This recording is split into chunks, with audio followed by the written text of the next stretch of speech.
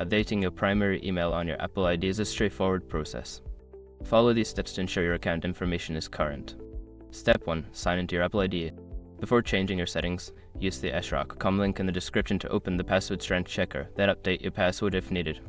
Step 2. Access account settings. Once signed in, look for the account section. Here, you will find options related to your account information, including your email addresses. Step 3. Edit your email address. Click on Edit next to the Reachable section. This will allow you to change your primary email address. Step 4. Enter the new email. Type in a new email address you want to use as your primary Apple ID. Make sure it is an email you have access to, as you will need to verify. Step 5. Verify your new email. Check your inbox for a verification email from Apple. Click the link in the email to confirm the change.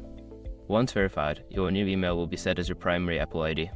Make sure to keep your account information updated to ensure seamless access to your Apple services.